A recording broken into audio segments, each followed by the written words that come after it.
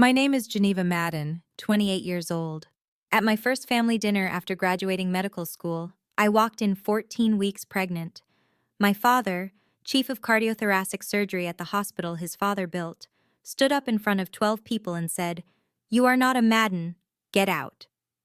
My mother leaned in close enough for everyone to hear. "Sleep outside. We raised a daughter, not a disgrace." I didn't beg. I left with one suitcase and my medical degree. 2 weeks later, a lawyer knocked on my door with a bill for $280,000. They didn't know I'd been keeping records since I was 16, and what they found out next would cost them everything they'd spent 3 generations building. I need you to understand what the Madden name meant in Boston. My grandfather founded Madden Ellsworth Medical Center in 1952. 6 floors, 450 beds, a cardiac wing that bore his name in bronze letters you could see from the street. By the time I was 8, I could recite the family story like a catechism. Maddens don't just practice medicine, Maddens build it. My father, Vincent Madden, became chief of cardiothoracic surgery when I was 16, 12 years in that role. Hospital board member, published in every major journal. The kind of surgeon other surgeons called when they needed someone saved. My mother, Diane, came from the Ellsworth side, the other half of the hospital's name. Old Boston money, medical philanthropy. She ran the foundation that controlled $180 million in endowment funds. Every year, the foundation gala raised another $8 million. Every year, my mother stood on stage in a gown that cost more than most people's cars and talked about legacy. I was supposed to be part of that legacy. Medical school was never a question, it was an inevitability. Like inheriting eye color. They paid for everything, all 4 years. $280,000 in tuition alone. I didn't think about it then. I was their daughter. That's what parents did. Except they didn't call it a gift. They called it an investment. I graduated in May 2024. Top 15% of my class. Not first. That went to someone who'd memorized every pharmacological pathway known to man, but high enough that my father could mention it at dinner parties without embarrassment. I matched into pediatric residency at Children's Hospital Boston. That was my first betrayal. My father wanted cardiothoracic surgery, follow his path, take over his practice eventually, build the next generation of the Madden cardiac dynasty. I told him over dinner, just the 3 of us. March, during match week. "Pediatrics," I said. He set down his fork. The sound echoed. 10 seconds of silence. Then, "Children's Hospital is acceptable. It's still Boston, still prestigious. Don't make me regret this flexibility." Flexibility. That's what he called it when I didn't do exactly what he wanted. My mother said nothing. Just refilled her wine. I should have known then. When you grow up in a family where love is a performance review, you learn to read the silences. But I had a bigger secret, one I hadn't told them yet.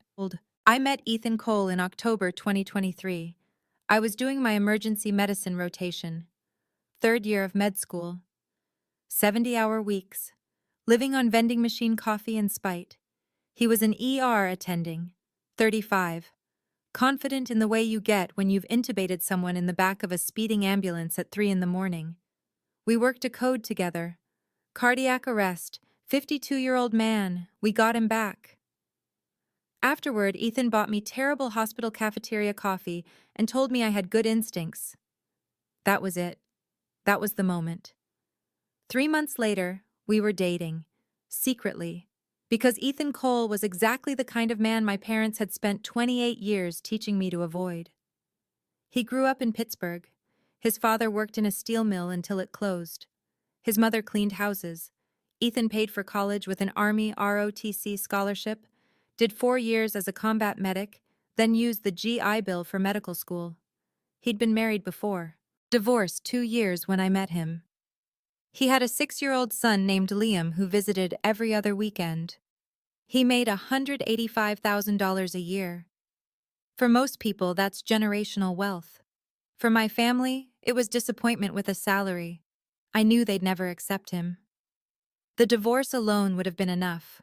The working-class background, the child from a previous marriage, those were disqualifiers in the world I came from, so I didn't tell them. For 8 months, I lived two lives. Geneva Madden, future pediatrician, daughter of the Boston medical elite, and Geneva, who spent weekends in a 650-square-foot apartment in South Boston, cooking pasta with a man who'd never heard of the charity galas my mother threw. I thought I could keep those lives separate. I was wrong. By February, I was pregnant. We'd been careful. We thought we'd been careful. But there I was, staring at two pink lines on a test I'd bought at a CVS 3 miles from my apartment so no one I knew would see me. Ethan was calm, steadier than I was. "We'll figure it out," he said. "Whatever you want to do, we'll figure it out." I wanted to keep it. That decision was easy. Telling my parents was the hard part. I planned it for June, after graduation, after match, after I had my MD and my residency position locked in, after I had proof I hadn't derailed the plan completely. There was a tradition in my family, a celebration dinner after every major milestone. Medical school graduation qualified. My mother organized it. Saturday, June 15th, 7 p.m. Their house in Beacon Hill. The dining room with the mahogany table that seated 14, inherited from my great-grandfather. She invited 12 people, extended family, my father's colleagues, 2 hospital board members and their wives. I thought, if I tell them in front of witnesses, they'll have to be civil. If I do it publicly, they can't control the narrative. If there are other people in the room, they'll have to just accept it. Ethan told me I was wrong. "Tell them privately first," he said. "Give them time to process." But I knew my parents. Private meant they'd have time to strategize, time to plan how to handle me, contain me, redirect me back onto the path they'd chosen. Public meant they'd have to react in real time. I thought that would protect me. I was so completely, devastatingly wrong. I arrived at 6:50 p.m. The house looked the way it always did. Brick facade, black door with a brass knocker, window boxes with flowers my mother paid someone to maintain. I'd lived there for 18 years, left for college, came back for holidays. It had never felt like home, just a building where I performed the role of daughter. I wore a navy blue maternity dress. Target, $38. The bump was visible, 14 weeks, no hiding it. Ethan had offered to come with me. I said no. "This is family only." He kissed me before I got out of the car. "Call me when it's over." I walked up the steps, knocked. My mother opened the door. She looked at my stomach. 3 full seconds. I counted. Then she said, "Everyone is waiting," and turned away. No hug, no greeting, just that. I should have left then. I didn't. 12 people around the mahogany table. My grandfather, Vincent Sr., 82, retired surgeon, the man who'd built the hospital my father now ran. My Aunt Patricia and Uncle Gerald. My father's sister and her husband. 2 hospital board members, Dr. Raymond Hartley and his wife Susan. Dr. Hartley had published 34 papers with my father. They vacationed together every summer. Family friends, people whose names I'd known my entire life but had never really known. I sat in the middle of the table, across from my father. My grandfather raised his glass. "To Geneva, the newest Madden to join the ranks. Your grandmother would be proud." Everyone drank. Dr. Hartley asked about my research project. I gave the standard answer. Pediatric asthma interventions in underserved communities.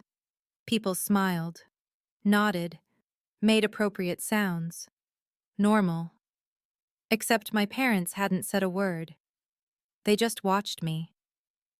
Then my father set down his fork. The sound echoed. "You've been quiet tonight, Geneva." His voice was calm, neutral, the tone he used during surgery, clinical.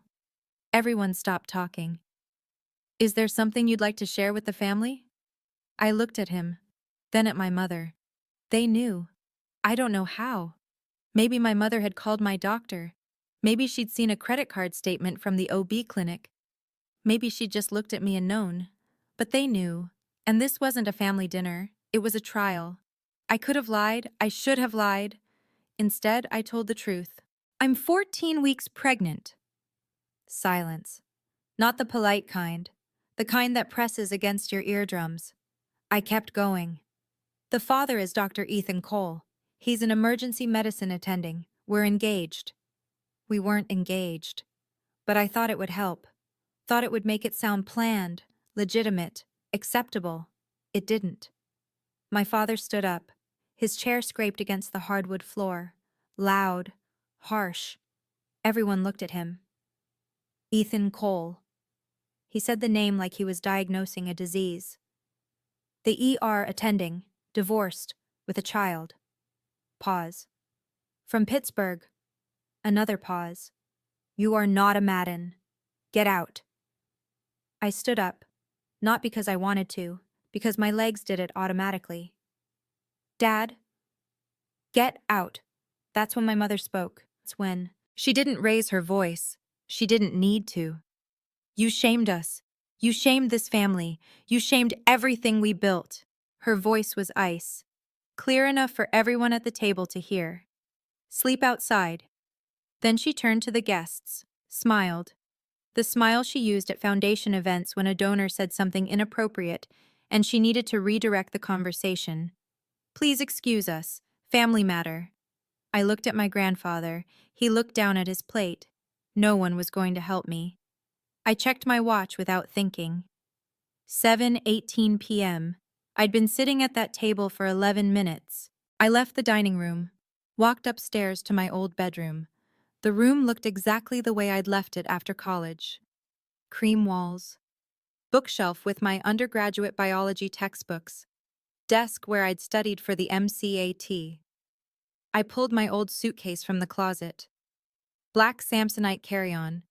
I'd bought it for college in 2014. It still had the baggage tag from my med school interview trip. I packed clothes, toiletries, my laptop, the framed photo of me and Ethan I kept hidden in my desk drawer, my medical school diploma. 13 minutes. When I came back downstairs, the front door was locked from the inside. I knocked. My mother opened it. She was holding an envelope. Your health insurance card. You're off our plan as of tonight. I opened the envelope. The card had been cut in half. Clean scissor line through the middle. There was a note inside, handwritten. You made your choice. Live with it. Don't come back, my mother said. Don't call. Don't embarrass us further. She closed the door. I heard the deadbolt slide into place. I stood there for a moment. Then I walked to my car, got in, drove away. 7:31 p.m. I didn't cry until I hit the highway. I got to Ethan's apartment at 8:05. South Boston. 3rd floor walk-up. 650 square feet. 1 bedroom. Rent $2,100 a month. Liam was already asleep. Ethan opened the door before I could knock. He didn't ask what happened. He just pulled me inside and said, "You're safe here." I sat on his couch. Navy blue, second-hand, bought from someone on Craigslist when he first moved to Boston. I opened the envelope my mother had given me. Health insurance card, cut in half. The note. Ethan read it over my shoulder. He didn't say anything for a long time. Then, "We'll figure this out. I promise." I fell asleep on his couch. When I woke up, my phone had 17 missed calls, none from my parents. Sunday morning. 9 a.m. Voicemails from my Aunt Patricia. Geneva, I don't know what happened, but your father called me at midnight. He said you're no longer part of the family. Is that true? Call me. My college roommate, Jenna. Jen, what the fuck happened last night? Your mom told everyone you left because you couldn't handle the pressure of residency. Call me, I'm worried. 2 calls from numbers I didn't recognize. I didn't call anyone back. Then I saw the email. Subject line, Notice of Account Closure. From Douglas Pritchard, Pritchard and Associates, Attorneys at Law.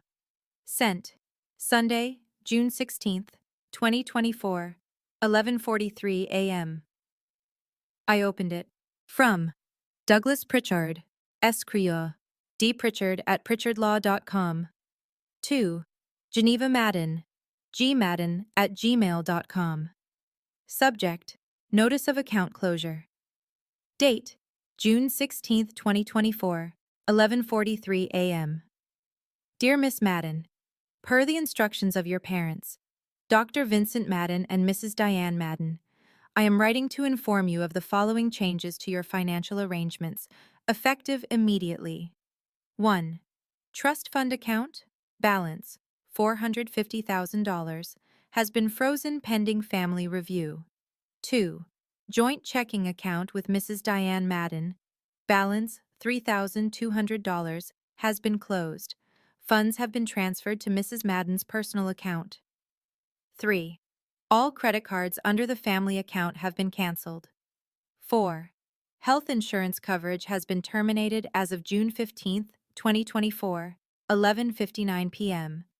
This includes but is not limited to trust fund disbursements, health insurance coverage, credit card access, and any future financial assistance. Please make arrangements accordingly. Sincerely, Douglas Pritchard, Attorney at Law. I read it 3 times. Then I checked my wallet. $68 cash. My residency didn't start for 2 more weeks. First paycheck wouldn't come until mid-July. I was pregnant, uninsured, homeless, and I had $68. 10:22 a.m. My phone rang. I almost didn't answer.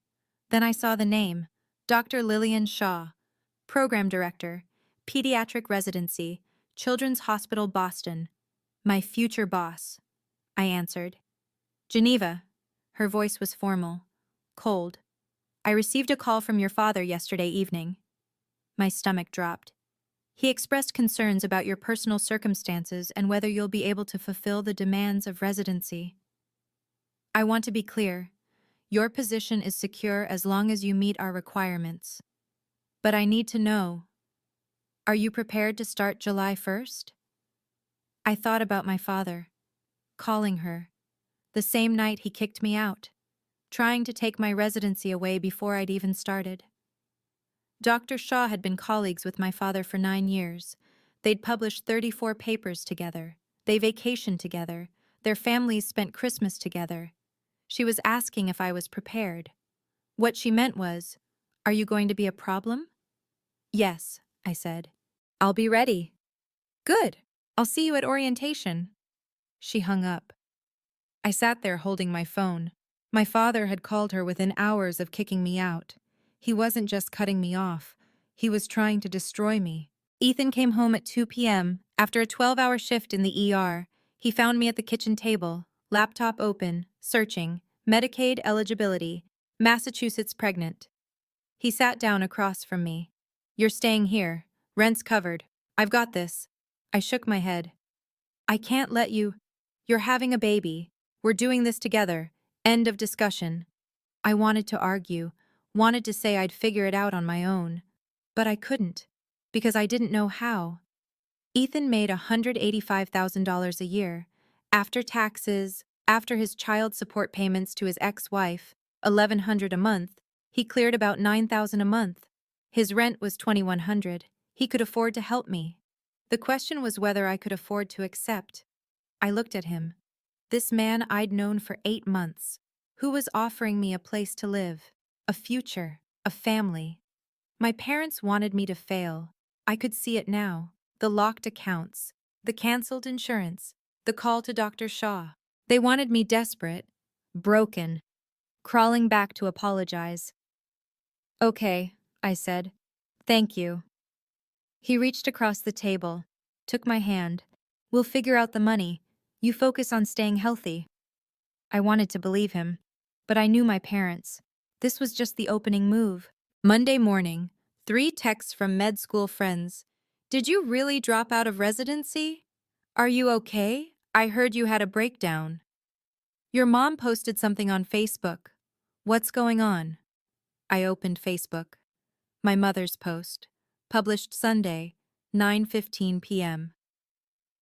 Our daughter Geneva has decided to take a different path.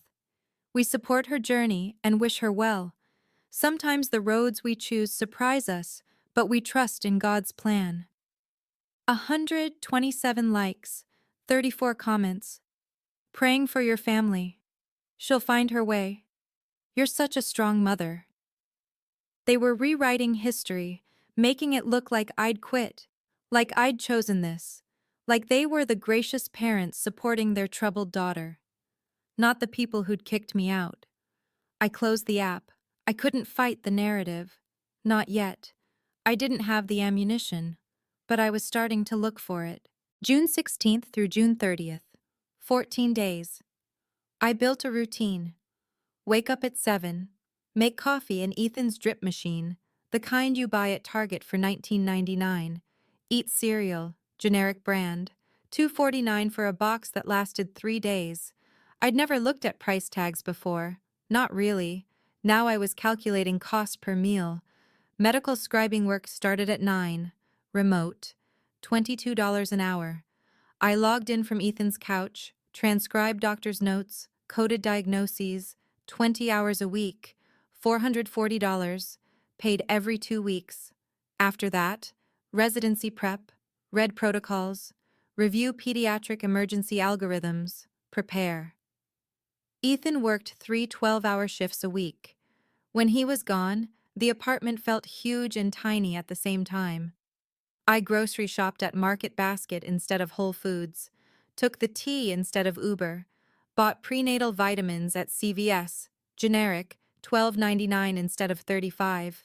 It was humbling and strangely freeing, because for the first time in my life, no one was watching. No one was grading my performance. I could just exist.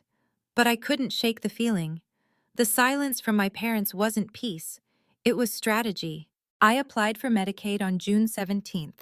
Approved June 20th. Emergency pregnancy coverage.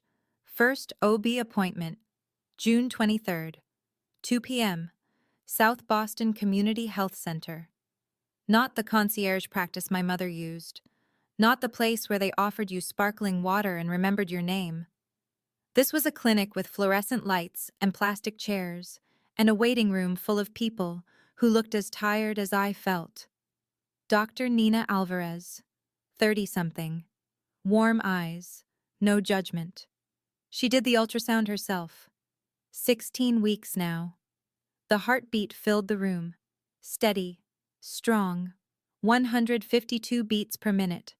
I cried. Dr. Alvarez handed me tissues. Everything looks great. Strong heartbeat. You're doing fine. Pause. Do you have support at home? I thought about Ethan, his cramped apartment, his willingness to share everything he had. Yes, I said. I didn't tell her I was terrified of what would happen when my parents made their next move. Because they would. I knew they would. Ethan's son came to visit June 21st. Friday evening through Sunday afternoon. Liam, 6 years old. Gap-toothed smile, obsessed with dinosaurs and Lego. This was the first time he'd seen me living there. We were unpacking groceries when he asked, "Are you going to live here now?" I froze. Ethan stepped in. "Geneva's staying with us for a while. She's my friend." Liam accepted this without question. 6-year-olds are like that. We built a Lego city on the living room floor. Liam narrated the entire thing. A T-Rex attacked the fire station. The firefighters called for backup. Chaos ensued. It was the most normal I'd felt in weeks. That night, after Liam went to bed, I sat on the couch with Ethan. "His mom knows I'm here, right?" "Yeah," I told her. "What did she say?" "She said as long as you're good to Liam, she's fine with it." I looked at him. "I'm bringing chaos into this kid's life." "You're not chaos," Ethan said. "You're family." I didn't know how to tell him I didn't know what that word meant anymore. 14 days. 0 direct contact from my parents, but 12 phone calls from extended family. Aunt Patricia, twice. My cousin Rebecca, once. Family friends, people I barely knew. All of them with the same message. If you just apologize and agree to reconsider your choices, I'm sure we can fix this. Reconsider your choices. That's what they called it. What they meant was, End the pregnancy. Leave Ethan. Come back to the plan. I didn't answer. I blocked 4 numbers, but I knew what was happening. My parents were using their network, applying pressure from every angle, waiting for me to break. I wasn't going to. June 28th. A package arrived. Children's Hospital Boston logo, orientation materials, schedule, badge pickup instructions, required paperwork. Drug test appointment, July 5th. Residency started July 1st. 80-hour work weeks, $68,000 a year. First paycheck, July 15th. I did the math, 68,000 gross. After taxes, 4,200 a month. Rent share with Ethan, 1050. Groceries, 400. Student loans, 850. They'd been deferred during med school. They resumed in July. Prenatal care copays, 200. Transportation, 150. Total, 2650. That left 1550 a month. Barely enough. And I still had no idea what my parents were planning, but I was about to find out. June 30th. Sunday evening, 6:15 p.m. Ethan and I were making dinner. Pasta, jarred sauce, $7.99 for a package that would last 3 meals. Someone knocked on the door. I thought it was a delivery. It wasn't. I opened the door. A man, maybe 60, gray suit, briefcase. Geneva Madden? Yes. I'm Douglas Pritchard. I represent your parents. The lawyer. The one who'd sent the account closure email. I need to deliver this to you personally. He handed me an envelope. Thick. Legal-sized. You'll want to read it carefully, he said. I advise you to consult an attorney before taking any action, or inaction. Then he left. I stood in the doorway holding the envelope. My hands were shaking. I didn't open it until I sat down. 3 documents inside. The first was labeled Promissory Note, dated September 15th, 2020.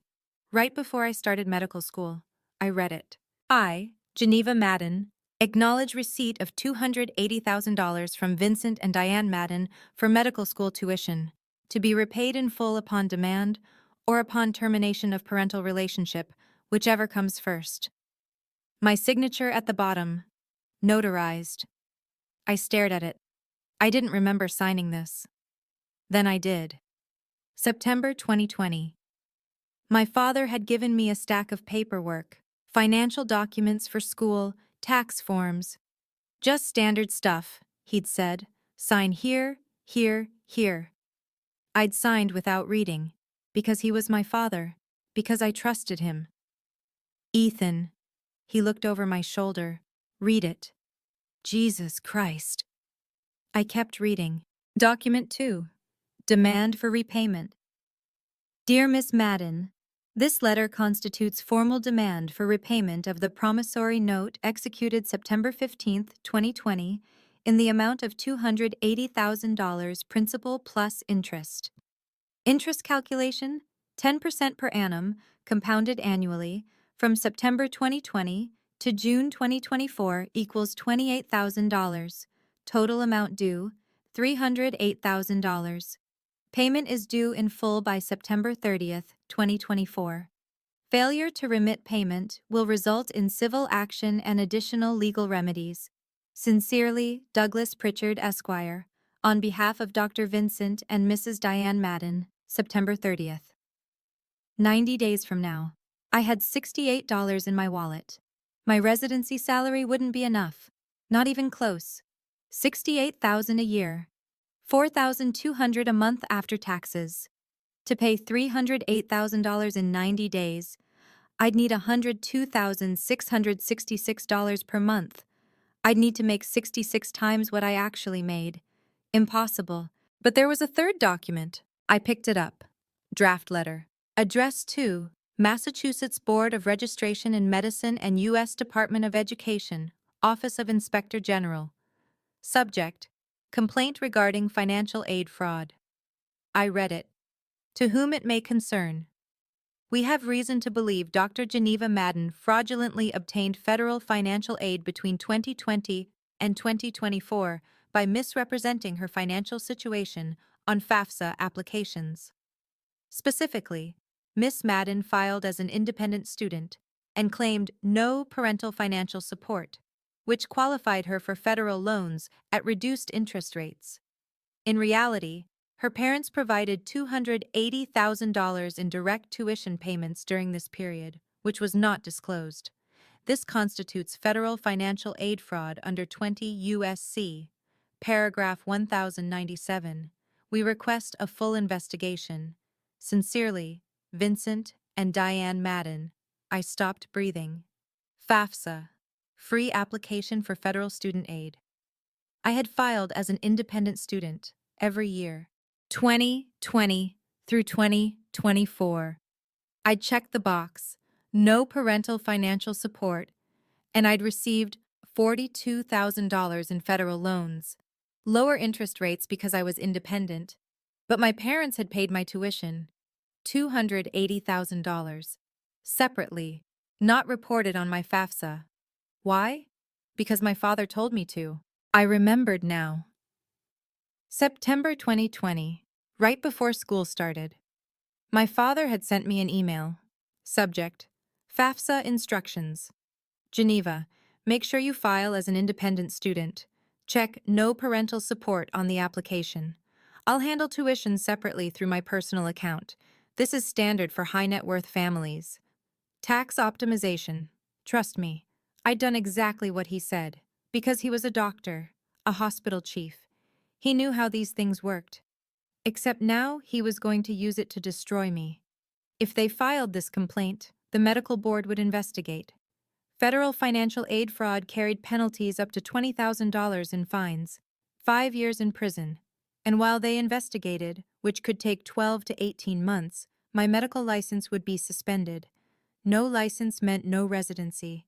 No residency meant no career. 8 years of medical school. Gone. Ethan was reading over my shoulder. This is extortion. It's a trap, I said. They set this up 4 years ago, made me sign a contract I didn't read, told me to lie on federal forms, and now they're using it against me. My voice was shaking. They made me the criminal, and they have all the proof. I did the math again, out loud, because if I didn't say it, I'd convince myself it wasn't real. Resident salary, $68,000 a year, $5,666 a month gross, $4,200 net after taxes. Expenses, rent share, food, student loans, medical care, transportation, $2,650 a month. That leaves $1,550. To pay $308,000 in 90 days, I couldn't even say it. Ethan said it for me. $100,000 a month. Pause. You can't pay it. I know. Can you get a loan? No bank will give me $300,000 on a resident's salary. What about a lawyer? I can't afford a retainer. We sat there. The envelope between us. 3 documents. 3 weapons. A contract I'd signed without reading. A debt I couldn't pay. A fraud allegation that could end my career. Perfect. Airtight. Designed to destroy me. Unless I found something they'd missed. That night, I didn't sleep. I sat at Ethan's kitchen table with my laptop, and I started digging. July 2nd, I called Greater Boston Legal Services, free legal aid for low-income residents. I qualified. Residents making under $45,000 a year were eligible. I made $68,000, but I hadn't been paid yet. They took my case. Phone consultation. 11 a.m. Attorney Sarah Chen. Young, maybe 30. She sounded tired. I explained everything. The promissory note, the repayment demand, the fraud threat. She was quiet for a long time. Then, here's the hard truth. They have a signed contract. You have your word. In court, the contract wins, unless you have documentation showing they coerced or defrauded you. I have emails, I said, from 2020. My father told me exactly how to file the FAFSA. He said to check no parental support. He said it was standard. Do you still have those emails? I checked my Gmail. Searched. FAFSA. Nothing. I'd deleted them. 2022, clearing space in my inbox. They're gone, I said. Then you don't have proof. Silence. What about the promissory note? I was 18 when I signed it. I didn't have a lawyer, I didn't understand what I was signing. In Massachusetts, contracts signed at 18 are enforceable. And I didn't read it isn't a legal defense. I wanted to scream.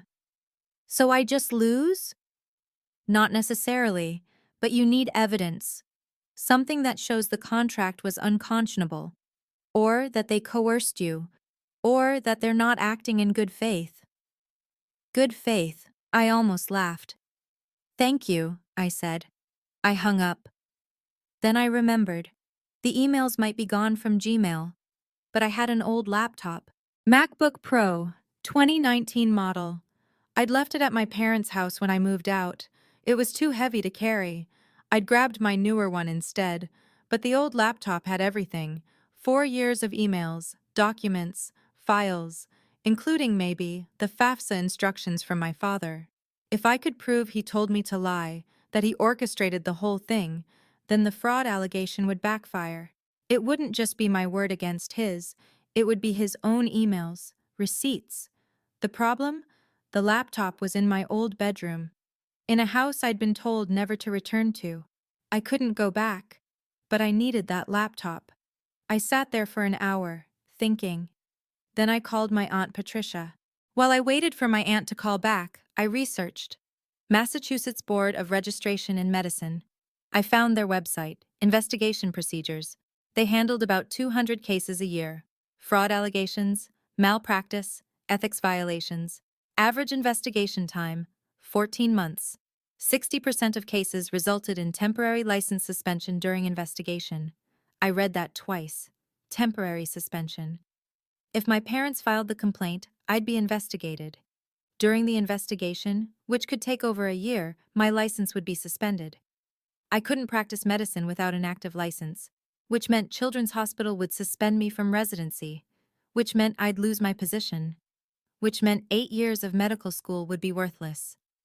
And by the time the investigation concluded, whether I was found guilty or innocent, my residency spot would be gone. Someone else would have taken it. My career would be over. I felt sick. My parents had built the perfect trap. Pay $308,000 I didn't have, or lose everything. But then I saw something. I pulled up the promissory note again. $280,000. Paid by my parents over 4 years. $70,000 per year. I Googled IRS annual gift exclusion. 2020, $15,000 per person. 2021 through 2023, $16,000 per person. Anything over that amount had to be reported. Gift tax applied. My parents had given me $70,000 a year. That was $54,000 to $55,000 over the annual limit. Every year. For 4 years. If they didn't report those gifts to the IRS, they'd evaded gift tax. Approximately $80,000. I sat back. They'd told me to lie on federal forms so they could avoid taxes. And now they were threatening to report me for the lie they made me tell. That's when I realized. They weren't just threatening me. They were hiding something themselves. Ethan came home at 2 a.m. Night shift. 12 hours in the ER. He found me still awake, still at the kitchen table. Laptop open. Pages of notes. What are you looking for? A way out. He sat down. What if there isn't one? I didn't answer. Maybe you just pay them, he said. We take out loans, pay over time, move on. That's what they want. They want me to spend the next 20 years in debt to them, under their control. He was quiet. Paying them means they win. Geneva. No. I looked at him. I'm not doing it. Not because of the money, because paying them means admitting they were right, that I owe them, that I'm theirs. Ethan reached across the table, took my hand. Okay, then we fight. I need proof. Proof of what? That they're not the victims here. I closed my laptop. And I think I know where to find it. I couldn't stop thinking about the foundation. My mother ran it. Diane Madden, foundation director since 2015. $180 million in endowment funds. That money was supposed to be used for hospital programs, scholarships, medical research, community health initiatives, not personal expenses. But I remembered something. 2022. I was home for Thanksgiving. My mother was on the phone in her office. I walked past, heard her say, "The foundation is very generous with our senior staff. We've helped several families through difficult times. Low interest loans, very discreet." I hadn't thought about it then, but now, loans from the foundation to staff members. Discreet. I pulled up my laptop again. Searched. Nonprofit Foundation Regulations IRS. Found it. IRS rules. Nonprofits can't make loans to officers or board members without strict oversight. All loans must be reported on Form 990. The annual tax filing, Form 990, is public record. I searched. Madden Ellsworth Foundation, Form 990. Found a database. ProPublica Nonprofit Explorer. Downloaded the last 8 years of filings. Opened the first one, 2022. Scrolled to the section. Part 7, line 26. Loans to or from officers, directors, trustees, key employees. Amount reported, 0. I checked 2021. 0. 2020. 0. Every year back to 2015. 0 loans reported. But my mother had mentioned loans, discrete loans, low interest, to senior staff. My parents were senior staff. I sat there staring at the screen. If they'd taken loans and not reported them, that was embezzlement. That was tax fraud. That was federal. I needed proof, but I didn't have access to the foundation's internal records unless my phone buzzed.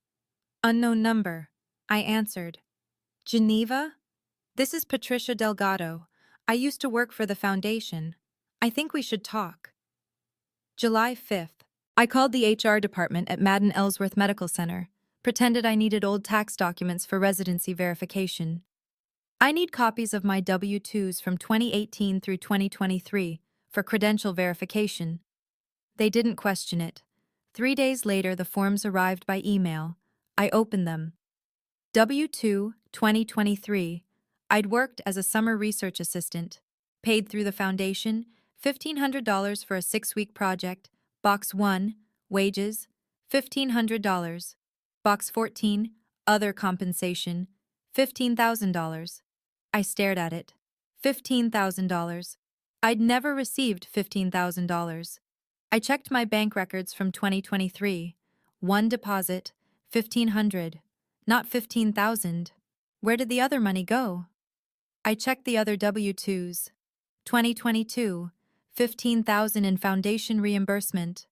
2021, $15,000. 2020, $15,000. 2019, $15,000. 2018, $15,000. $90,000 total. Reported as paid to me.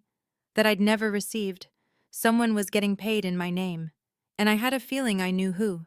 July 12th, 3 p.m., Starbucks in Cambridge. I'd never met Patricia Delgado before. She walked in carrying a messenger bag. 40-something, nervous, sat down across from me. "I worked for the foundation from 2015 to 2022, she said. "I was the accountant, CPA. I managed all the books." "Why did you leave?" "I was forced out." She pulled out her phone, showed me an email. Resignation letter, dated June 20th, 2022.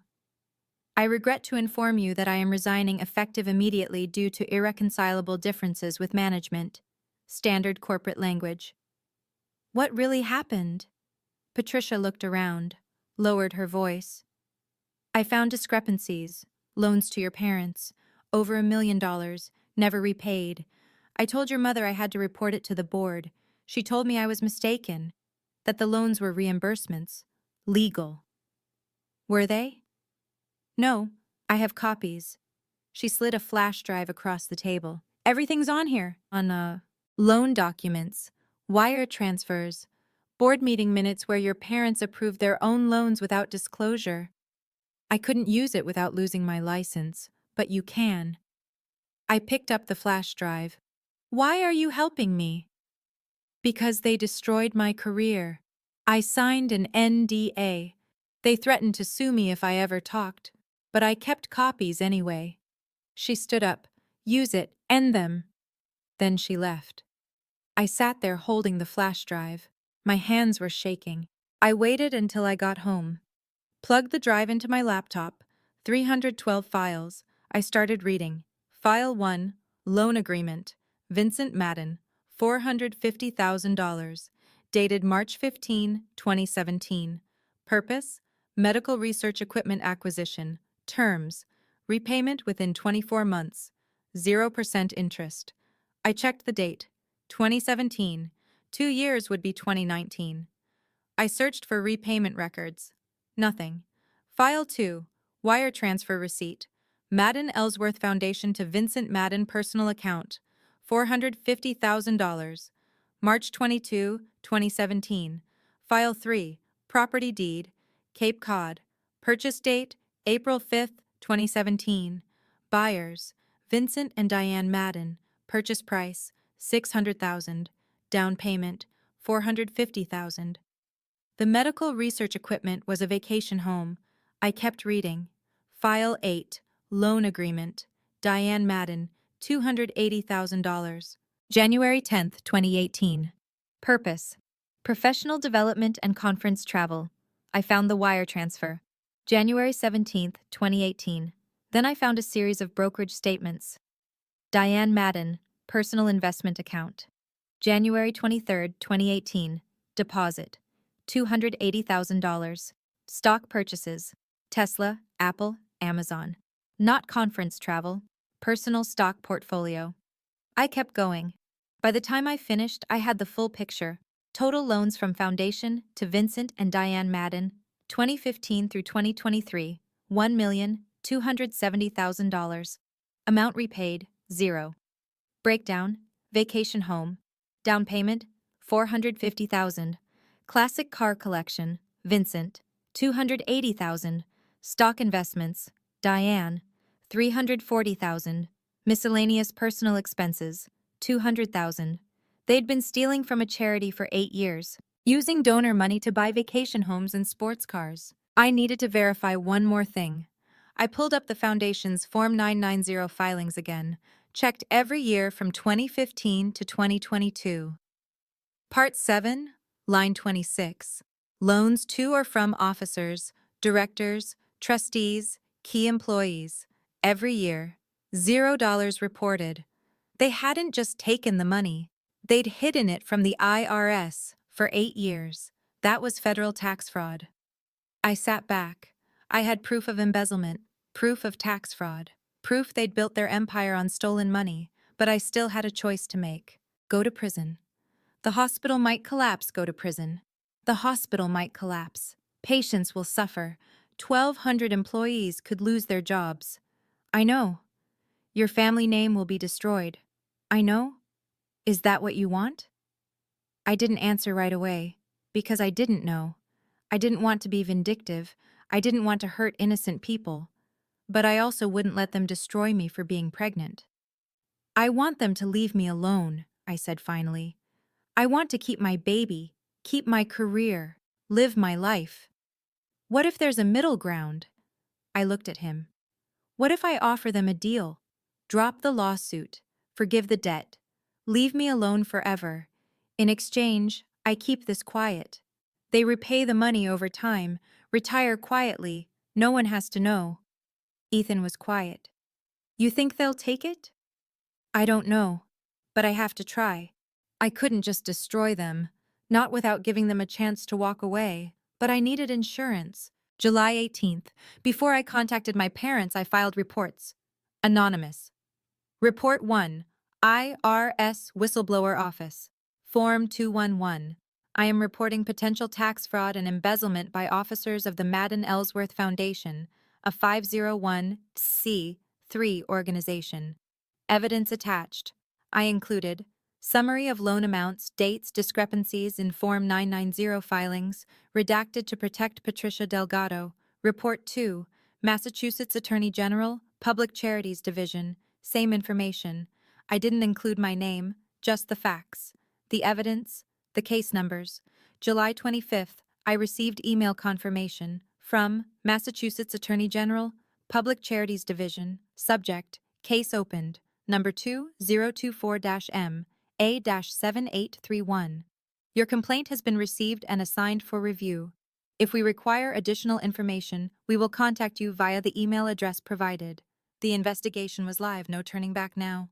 If my parents retaliated after our meeting, the investigation would proceed automatically. I had insurance. Now I just had to tell them. August 3rd, 2 p.m., I rented a conference room at WeWork Boston. 1 hour. $75 I couldn't afford, but I needed neutral territory. I sent an email through Douglas Pritchard. Subject, settlement discussion. I'm willing to discuss resolution of the promissory note matter. Sunday, August 3rd, 2 p.m. WeWork Boston, 501 Boylston Street, Conference Room C. My parents arrived with Pritchard, confident. My father looked at me, at my stomach. 20 weeks now. Undeniable. You're showing. My mother didn't look at me at all. They sat down. Pritchard opened his briefcase. My father smiled. I hope you're here to be reasonable, Geneva. September 30th is coming fast. I opened my laptop. I know about the money. The smile disappeared. I know about the $1.27 million you took from the foundation, the loans you never repaid, the vacation home, the cars, the stocks. Silence. Pritchard. That's absurd. I turned my laptop around, showed them the loan agreement. March 15, 2017, $450,000. Vincent Madden's signature. I have bank statements, wire transfers, board minutes, and I have your Form 990 cheese showing you reported 0 loans to officers. My mother's face went pale. My father leaned forward. Where did you get that? Doesn't matter. What matters is it's real. I pulled out more documents. 6 wire transfer receipts, the Cape Cod property deed, the brokerage statements, laid them on the table. You stole from a charity. You lied to the IRS for 8 years, and you used that stolen money to build the life you're so proud of. Pritchard started to speak. I held up my hand. Before you tell me this isn't admissible, let me show you one more thing. I pulled out my phone, played an audio file. Patricia Delgado's voice filled the room. Mrs. Madden told me directly. We'll call it a reimbursement. The board doesn't need to know. She said it was standard practice, but I knew it wasn't. I have the emails. 2 minutes, 14 seconds. Recorded July 12th. With Patricia's consent. Legal under Massachusetts one-party consent law. Pritchard's face changed. That recording may not be admissible in court. I don't need it for court, I said. I just need it for the FBI. I slid a folder across the table. Inside, copies of 15 loan documents, highlighted, annotated. These are yours. Signed by you. Never repaid. Federal embezzlement. Federal tax fraud. And when the hospital board finds out, when the donors find out, this hospital won't have your name on it anymore. My mother finally spoke. What do you want? Drop the lawsuit. Forgive the promissory note. Leave me alone. Forever. My father stared at me. And if we do? I keep this quiet. You retire quietly. Repay the foundation over time. No one has to know. My mother's voice was ice. You're blackmailing us. No, you tried to blackmail me with a fake fraud claim. I'm offering you a way out. Pritchard leaned over, whispered to my parents. My father looked at me. If we agree, you destroy that evidence? No, I keep it. Insurance.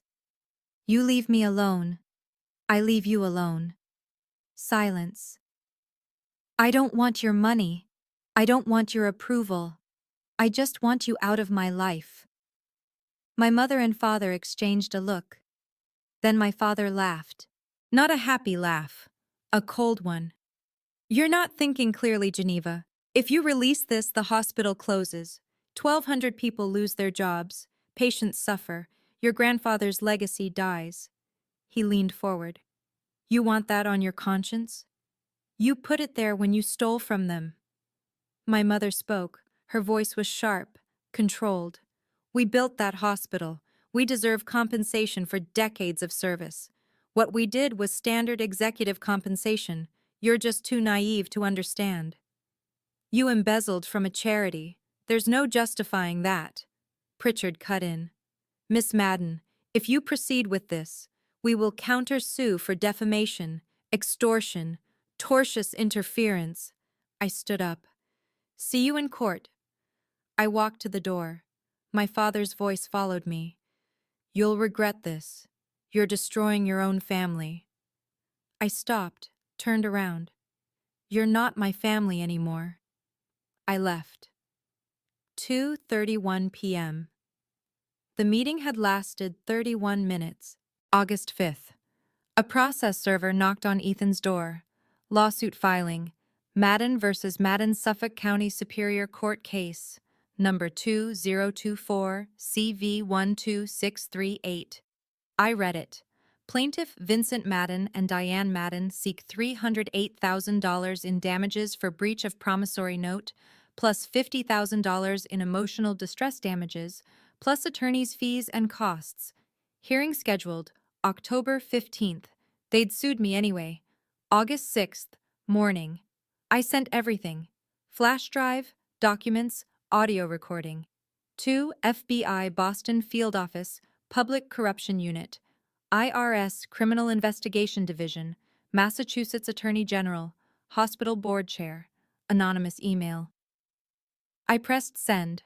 Then I waited. August 6th, afternoon. My phone rang. Unknown number. Miss Madden, this is Special Agent Maria Torres, FBI. We need to talk. The investigation wasn't theoretical anymore. It was real. And it was moving fast. August 15th, 6 a.m. I woke up to my phone buzzing. News alert, FBI raids Madden Ellsworth Medical Center in fraud investigation. I turned on the TV. Live footage. FBI agents carrying boxes out of the hospital. Staff standing outside, confused. A reporter on screen. The FBI has not named suspects, but sources say the investigation focuses on the hospital's foundation and its financial management over the past decade. My phone exploded.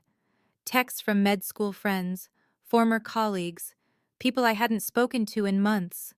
What's happening? Is this about your parents? Did you know? I didn't answer. By noon, my parents' photos were on every news site in Boston. By evening, they'd hired criminal defense attorneys. By midnight, I felt nothing. Not happy, not sad, just tired. August 20th. Emergency Hospital Board meeting. I didn't attend, but I read the press release. Statement from Madden Ellsworth Medical Center. Board of Directors. Dr. Vincent Madden and Mrs. Diane Madden have been placed on administrative leave pending investigation. The board is committed to full transparency and cooperation with federal authorities. We take these allegations seriously and will act decisively to protect the integrity of this institution. Board vote 8-2, 2 dissenting votes, longtime Madden allies. But the majority had turned. Ethan came home from his shift. How do you feel? I thought about it. Like I can finally breathe. 3 days later, my phone rang. It was my public defender, from Greater Boston Legal Services. They dropped the lawsuit. September 3rd, court hearing. I showed up, my parents didn't. Their attorney filed a motion to dismiss with prejudice. Plaintiffs voluntarily withdraw all claims and waive all rights to future claims related to the promissory note dated September 15, 2020. The judge read it, looked at me. Miss Madden, do you have any objection? No, Your Honor. She signed the order. Case dismissed with prejudice. The promissory note is void and unenforceable. I walked out of the courthouse, $308,000 in debt, gone. The threat to my medical license, gone. I was free. 1 week later, the federal indictments came. September 10th, federal grand jury, United States versus Vincent Madden and Diane Madden, U.S. District Court, District of Massachusetts. Indictment: 8 counts wire fraud, 3 counts tax evasion, 2 counts embezzlement from a nonprofit organization. Maximum sentence: 20 years per count of wire fraud. Realistically, for first-time white-collar offenders, 3 to 5 years. The media went wild. Boston Hospital. Dynasty falls. Doctor and wife indicted for embezzlement. Madden family accused of stealing $1.27 million from charity. My name appeared in some articles. Sources say the investigation began after a tip from the couple's estranged daughter, Dr. Geneva Madden, a pediatric resident. I got hate mail. People who worked at the hospital, you destroyed a legacy. 1,200 jobs are at risk because of you. How do you sleep at night? I also got messages of support. Strangers. Thank you for standing up. You did the right thing. Don't let them make you feel guilty. I didn't respond to any of them. The hospital board met again. And this time they made a different decision. October 1st. Board vote, 9-1. Motion to rename Madden Ellsworth Medical Center. New name, Ellsworth Medical Center. Keeping my mother's maiden name. The Ellsworth family hadn't been implicated, but erasing my father's name entirely. The hospital he'd run for 12 years. The legacy his father had built in 1952. Gone. Press release. We honor the contributions of the Ellsworth family while acknowledging that the Madden name no longer represents the integrity and values this institution requires. New signage installed, October 15th. Cost, $85,000. I read the announcement sitting in Ethan's apartment. I felt a strange mix of vindication and grief. My father's life's work, erased, but he'd chosen this. Not me. 2 weeks later, they took a plea deal. October 15th. Sentencing hearing.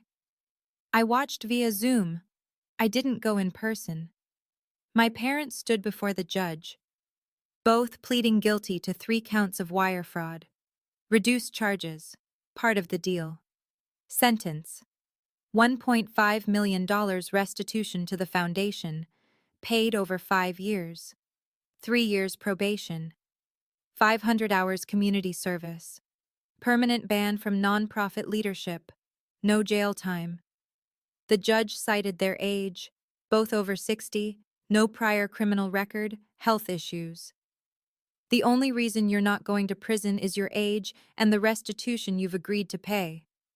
But make no mistake, you betrayed the trust of your community. You stole from people who believed in you. That is unconscionable. My father looked old. My mother cried. I felt empty. Not victorious, just done. I never spoke to them again. Not at sentencing, not after, not ever. January 18th, 2025. 3:42 a.m. Contractions started. Ethan drove me to the hospital. Labor, 11 hours. She was born at 2:31 p.m., 7 pounds, 3 ounces. Healthy, perfect. I held her and cried. The first real cry since June. We named her Claire Elizabeth Cole, taking Ethan's last name. Not Madden. No grandparents came to visit, just Ethan. Liam, now 7 years old. Ethan's parents, blue-collar, warm, loving. They brought balloons and stuffed animals and called her our granddaughter without hesitation. I looked at Claire, at her tiny hands, her perfect face, and I thought, you're going to grow up knowing you're loved, not for what you achieve, just for who you are. That was the only legacy that mattered. June 2027. I was 31, finishing my last year of residency, chief resident in pediatrics at Children's Hospital Boston. I'd been accepted to a pediatric cardiology fellowship, same field as my father. The irony wasn't lost on me. I'd married Ethan. Small ceremony, October 2026. Just us, Liam, Claire, and a few close friends. Claire was 2.5. Funny, stubborn, healthy. We lived in a 2-bedroom apartment in Somerville. Rent $2,400 a month. Not Beacon Hill, but it was ours. One afternoon, a letter arrived. Return address. Diane Madden. My mother. I stood in the hallway holding it. Ethan came up behind me. You gonna open it? I stared at the envelope. 3 years of silence. And now this. I held it for a full minute. Then I walked to the trash can and threw it away, unopened. I don't need to know what she has to say, I told Ethan. I already know who I am. He nodded. We went inside. People ask me if I regret it. Reporting them. Destroying the family name. I don't. Because they weren't trying to protect a legacy. They were trying to protect a lie. And I wasn't going to be part of that lie anymore. Some people will say I was vindictive. That I should have forgiven them. That family is family no matter what. But forgiveness doesn't mean letting someone hurt you over and over. It means choosing yourself. And that's what I did. I chose me. I chose my daughter.